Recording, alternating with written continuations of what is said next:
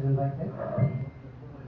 আমার নাম মোহাম্মদ বাহারুল ইসলাম, বাড়ি যশোর অত্যন্ত পঞ্চায়েত গ্রামের নাম হচ্ছে সালিয়া কালুবাড়িয়া, সদর উপজেলা যশোর।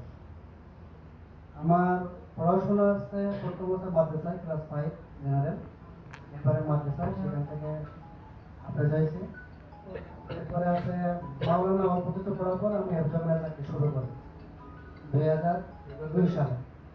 হাফেজের মধ্যে চাকরি শুরু করি, তখন আমার বেতন ছিল 1200 টাকা। 24 ঘন্টা ডিউটি করে বেতন পেতাম 1200 টাকা। এখান থেকে চাকরি করেছি প্রায় 5 বছর। 5 বছর পরে যেহেতু কমই মাদ্রাসা, এখানে কমিটি লোকে চালায়, পাবলিকে চালায়, মানে বেতন অল্প কিন্তু পরিশ্রম বেশি, আর আছে তাই মানে মাতব্বার বেশি।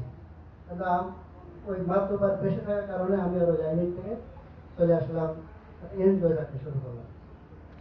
ওখান থেকে এই করে দেখো ওদিকেও ভালো কিছু করতে পারি না। এরপরে উন্মুক্ত থেকে এসএসসি পাস করলাম, পাস করে ইউনানি মেডিকেল কলেজ থেকে ডিপ্লোমা করলাম। এরপরে এসএসসি পাস করছি। তারপরে কিছুদিন ডাক্তারি পেশায় বিভিন্ন কোম্পানি থাকার কারণে সর্বশেষ মানে থাকার কারণে ভালো কোনো কিছু করতে পারি না। আমি কি করবো, হতাশ, কোনো কিছু নাই। সর্বশেষ করোনার আগে মোটামুটি একটা কোম্পানি থেকে আসলাম। আসার পরে সেই কোম্পানি যে মুখ থেকে আমি উঠে দাঁড়াবো, ওই মুহূর্তে করোনা আসার কারণে আমি সেখান থেকে কিছু করতে পারি না। এরপরে সর্বশেষ সিদ্ধান্ত নিলাম যে যখন বাংলাদেশ থেকে প্রায় 22 থেকে 30 লাখ টাকা মতো ঋণ, টাকা তো আমার নিজের না, ব্যবসা করতে লস খাইছে। যারা টাকা পায় তারা তো বেশি দিন উপকার করতে পারে না, পাবলিক। আমি কি করবো, সর্বশেষ সিদ্ধান্ত নিলাম টাকা দিয়ে ঢাকায় চলে আসলাম। ঢাকায় চলে আসে যে পাবলিকের হাত থেকে একটু মায়ের হাত থেকে বাঁচি। ঢাকায় চলে আসার পরে সিদ্ধান্ত নিলাম যে আমি বিদেশ চলে যাব। এখন আমার ভাইয়েরা সবাই কিন্তু টাকা দেওয়ার মতো সবাই আছে, এবং আমার মিসেসও টাকা দেওয়ার মতো, 20 লাখ 25 লাখ টাকা দেওয়ার মতো যে কোনো মতো আমার মিসেসও দিতে পারতো। কিন্তু শহরের একটা কথা ছিল না, যদি ব্যবসা করে তাহলে কোনো টাকা পয়সা দেবো না, যদি বিদেশ চলে যায় তাহলে টাকা পয়সা দেবো। সর্বশেষ আমার ছেলে আর আমার মা যখন অনুরোধ করে বললেন বাপ কলে যখন মাটি নাই, আমি সিদ্ধান্ত নিলাম যে হ্যাঁ বিদেশ চলে যাবো। যখন রাজি হলাম, হওয়ার সঙ্গে সঙ্গে আমার ছোট ভাই মালয়েশিয়া থাকে, ওর সঙ্গে সঙ্গে খালি আমার মা ফোন করে বলেছে ও রাজি আছে বিদেশ যাওয়ার জন্য। 10,000 টাকা পাঠাই দিলে সঙ্গে সঙ্গে পাসপোর্ট করলাম, বিদেশ যাবো। সেই অনুযায়ী আমি ঢাকায় আছি, ঢাকায় গাবতলীর মাজার রোডে থাকি। আর বিদেশ যাবো যেহেতু আর কোনো কাজ নাই, আর কোনো কোম্পানির প্ল্যান প্রোগ্রাম, যেহেতু বিভিন্ন কোম্পানিতে মার খাই, প্ল্যান করে দেখবো না। মাজার রোডে থাকে, এখানে আসাদ ভাই নাম করে আমাদের যশোরের বাড়ি, ও আমাকে মাজার রোডে থাকে, কোনো কাজ নাই, খালি খায় ঘুরে বেড়ায়। আর ওই সময় আমাদের এমন একটা অবস্থা যে একদিন খালি 2 দিন খাওয়া টাকা থাকে না আমাদের। ইন্ডেক্স ল্যাবতে ডিউটি করি, ওর এখানে 450 টাকা দিয়ে এই পোস্ট পাঠে ও খাই নেবে। আসাদ ভাই আমাকে বলে যে ভাই কই আছেন, তখন তো মাজার রোডে আছি। তখন একটু আসেন, বললাম তোরা আসে একটু চা খাই। তখন তো ভাই কোনো কোম্পানি না তো, তখন না ভাই কোনো কোম্পানি না, আসেন চা খাবো। ওই দিনকে চা খাতে নিয়ে আসছে। আসার পরে এই বিল্ডিং এর 3 তলায় আমাদের, আমরা আগে তো 3 তলায় বসতাম, ও যেখানে চেয়ারম্যানদের সাথে বসে আমাদের সেলিম ভাই। হয়তো সেলিম ভাইকে আগে বলছিল যে ভাই কোম্পানির কথা বললে কোনো যাবে না। ওই দিনকে আসছিলাম, ওই দিন খালি চাই খাইছে, অন্য কোনো আলোচনা হয়নি। ওই দিনকে আসার পরে সেলিম ভাই সাথে আলোচনা হওয়ার পরে সেলিম ভাই বাড়ি যেতে নড়াই, আর আমার বাড়ি যশোর। আর সেলিম ভাইয়ের সাথে একবার থেকে একবার কথা বললে সেলিম ভাইয়ের প্রেমিকেও পড়বে না, এরকম বাড়ি দিয়ে আসে। ওই যে কথা বললাম, ওইদিকে ব্যবসায়িক কোনো আলোচনা নাই। ওই দিনকে একটা চা খাইছি, বাড়িতে কি করেন না করেন এইভাবে আলোচনা চলে গেলাম। পরে সেলিম ভাইয়ের কাছে নাম্বার ছিল, সেলিম ভাই অফিসে আসতো 10:30 11 থেকে আসে, একটা ফোন দিতে, ভাই ভাই কোথায়, আমাদের বাড়ি মাজার প্রায় আসেন গল্প করুন, যেহেতু কোনো কাজ নাই আসি গল্প করে, গল্প করতে করতে এক পর্যায়ে এসে সেলিম ভাই টোটাল আমার জীবন ইতিহাস, বর্তমান অবস্থা কি, ভবিষ্যৎ কি করে, মানে এগুলো আলোচনা করার পরে ও সেলিম বলে আপনার কোনো কাজ নাই, যেহেতু আপনার অর্থনৈতিক অবস্থা খারাপ, টাকা পয়সা নাই, আপনি দুপুরে এখানে আমার এখানে প্রতিদিন লাঞ্চ করবেন। একদিন আসে 2 দিন আসে না, সেলিম ভাই কিন্তু প্রতিদিন করবে, কিন্তু খাওয়ার জন্য কেউ প্রতিদিন আসে, নিজের কাছে তো খারাপ লাগে। এই করতে করতে আরো 3 মাস আমি সময় কাটাই।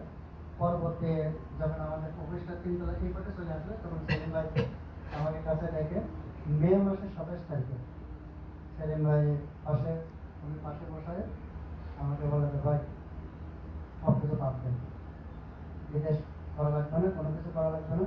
কারণ আপনি বিদেশ যাবেন, যে দেশে যান না কেন আপনি বিদেশ যেতে 5 লাখ টাকা আপনার খরচ হবে, টাকা তো আপনার নাই।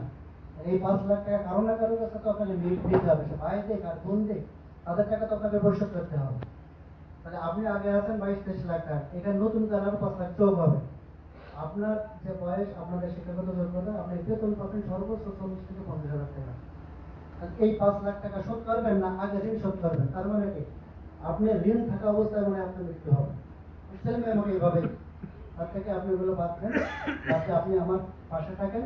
এই আছে চেয়ার, এখানে আছে আপনার কাজ আছে, এখানে বসে থাকেন, সকালে আসবে বিকেলে আসবে, কোনো কাজ নাই। আমি ভালো থাকলে আপনি ভালো থাকবেন, এবং আশা করি মানে টাকার জন্য আপনি কথা না খেয়ে থাকবেন, টাকার জন্য কষ্টে থাকবেন, ইনশাল্লাহ এটা হবে না। তবে দুটো কাজ আমার সাথে করবেন না। একটা আছে ভাই, আমি মিথ্যা কথা পছন্দ করি না, আমাকে মিথ্যা কথা বলবেন না আমার সাথে।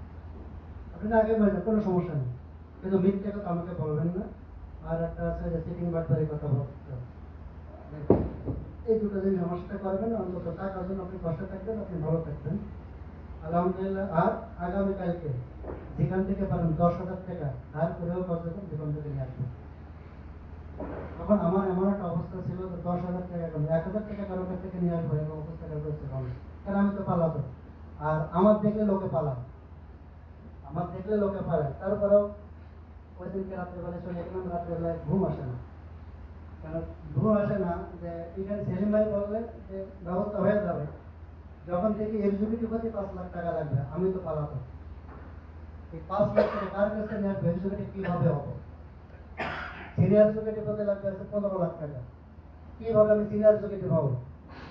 এরিয়া ম্যানেজার হতে লাগবে 40 লক্ষ টাকা, কিভাবে সম্ভব?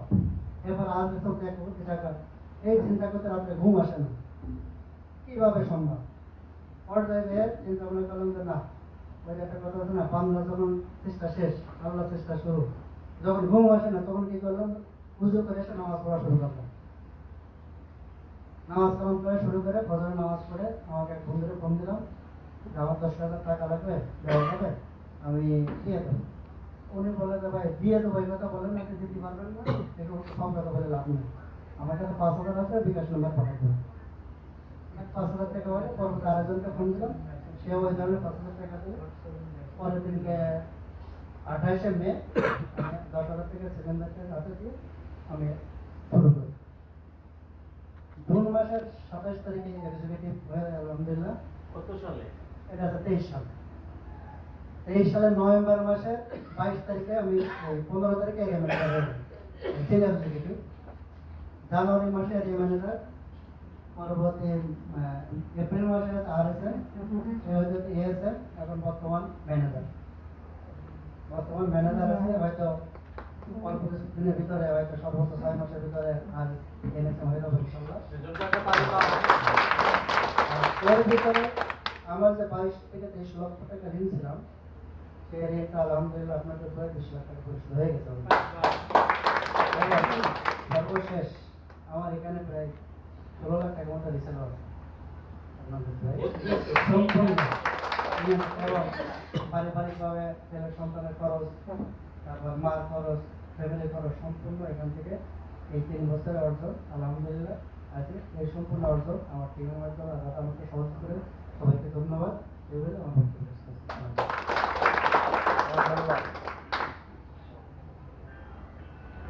অসংখ্য ধন্যবাদ।